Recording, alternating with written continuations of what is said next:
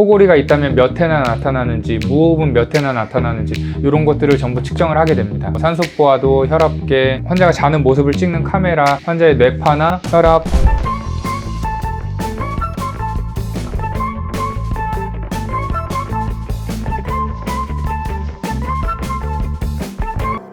네, 안녕하세요. 닥터호공TV 용주입니다. 이번 영상에서는 저희 병원에서 이제 많이 시행하고 있는 검사, 코골이, 그거에 대한 검사인 수면다운 검사에 대해서 좀 설명드려 보고자 합니다. 우선 코골이나 수면무호흡을 간단히만 설명드리면 중추성이 있고, 즉 머리 문제에서 아예 잘 때 숨을 안 쉬게 하는 그런 질환이 있고, 폐쇄성, 요거는 이제 기도 문제인데 숨이 들어가는 부분들에 좁아지는 구간들이 생기면서 하면서 코를 곤다거나 혹은 막혀서 컥컥컥컥 하면서 무호흡이 생긴다거나 하는 걸 이제 폐쇄성 수면무호흡, 코골이라고 말씀드리는데, 중추성인 경우는 아주 드물고, 요거는 이제 이비인후과 질환이라는 좀 거리가 멀기 때문에 폐쇄성 수면무호흡이 이비인후과 질환의 대상이 되고, 그러나 우리가 수면다운 검사라는 이 코골이 검사를 할 때는 중추성인지 폐쇄성인지 이런 것까지 다 감별이 가능하기 때문에 코골이가 있다고 하시면 절차상 우선 수면다운 검사를 시행하는 절차를 거치게 됩니다. 코골이 환자가 오시면 일단 코골이가 실제로 있는지, 있다면 머리 문제인지 폐쇄성 문제인지, 얼마나 심한지 이런 것들을 수면다운 검사라는 검사를 먼저 진행을 하게 되는데, 이 수면다운 검사 자체가 코골이를 객관적으로 평가하는 과정이고, 또 이러한 검사를 통해서 어느 정도 코골이가 있다는 게 객관적인 수치로 증명이 돼야지 그 다음에 양압기를 쓰시든 혹은 수술을 하시든 치료가 건강보험에 적용을 받을 수가 있게 됩니다. 폐쇄성 수면무호흡이 이제 진단이 된다고 하면 수술적 치료나 이런 거를 할 때 실제로 어느 부분이 좁아지는지 환자를 재워놓고 수면 유도하에서 정확하게 그 폐쇄 부위를 검사하는 검사를 진행하게 되는데, 양압기를 쓰시는 경우라면 이런 검사는 생략하는 경우가 많고 바로 양압기를 넘어가는 경우가 많게 됩니다. 수술적인 치료를 시행하는 경우에 이런 검사를 같이 진행하기도 하는데,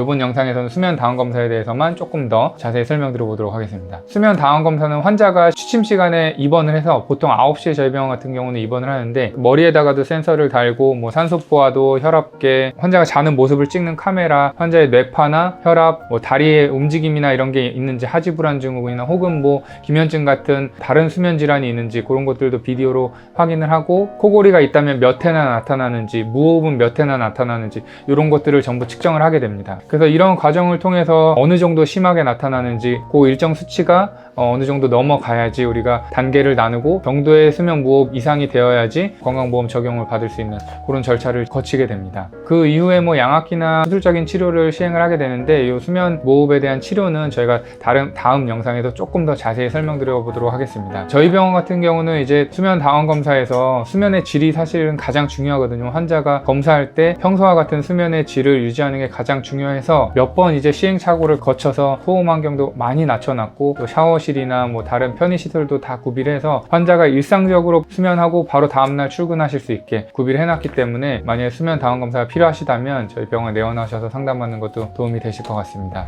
네, 이번 영상에서는 이제 수면 다운 검사에 대해서 좀 설명을 드렸는데요. 이 부분에 대해서 추가로 궁금하신 사항이 있거나 하시면 댓글을 통해서 편하게 질문 주시면 답변 드리도록 하겠습니다. 감사합니다.